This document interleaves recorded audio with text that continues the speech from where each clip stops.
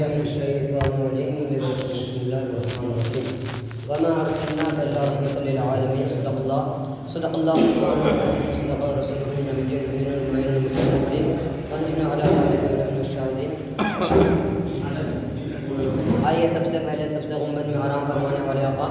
سید ابرار و خیار شہنشاہ دے وقار کائنات کے اولین فصل بہار رہبر اعظم قائد اعظم جناب احمد مجتبیٰ محمد مصطفیٰ صلی اللہ تعالی علیہ وسلم کے بارگاہ بے کسبنا میں نہایت عقیدت و محبت کے ساتھ درود شریف کا نذرانہ پیش کرے پڑے باواز بلند اللهم صل على رسولنا شفيعنا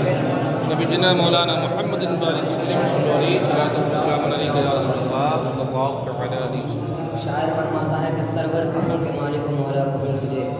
سرور کہوں کہ مالک مولا کہوں تجھے، باغ خلیل کا اول زیبا کہوں تجھے، لیکن رضا نے ختم سخن اس پہ کر دیا،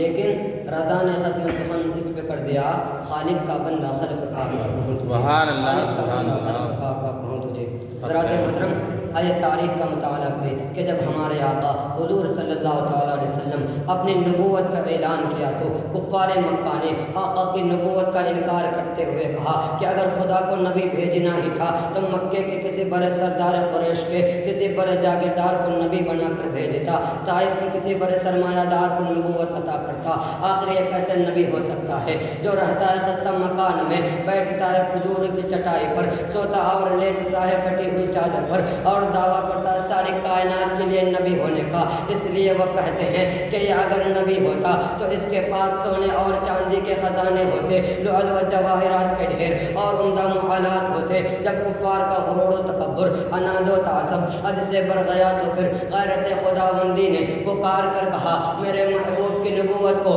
سونے اور چاندی کے خزانے، لؤلؤ و جواہرات کے ڈھیر اور عمدہ محلات میں تلاش کرنے والوں، اگر میرے نبی کی نبوت کو دیکھنا چاہتے ہو تو کسی یتیم کے ٹوٹے ہوئے دل کو دیکھو، اگر میرے نبی کی نبوت کو دیکھنا چاہتے ہو تو بے کسوں اور بے سہاروں کو دیکھو، اگر میری نبی کی نبوت کو دیکھنا چاہتے ہو تو کسی عالم کے علم کو دیکھو. حضرات محترم، رسول کو بشر کہنا کفار کی عادت ہے. رسول کو بشر ابو جہل نے کہا، رسول کو بشر ابو لہب نے کہا فی زمانہ، رسول کو بشر عبد الوہاب نجدی نے کہا، رسول کو بشر اسماعیل دہلوی نے کہا. کان کھول کر سن لیجئے، جس نے رسول کو اپنی طرح کہا وہ اندھا ہے، جس نے رسول کو اپنی طرح کہا اس کی عقل مفلوج ہو چکی ہے. رسول بشر ہے اور ضرور ہے، لیکن عام بشر نہیں بلکہ افضل البشر ہے. جہاں تمام انسانوں کی انسانیت ختم ہو جاتی ہے وہاں رسول کی بشریت رہنمائی کرتی ہے، محسن کائنات کی انسانیت رہنمائی کرتی ہے. رسول کو اپنی طرح بشر کہنے والے ذرا جبرائیل سے پوچھو،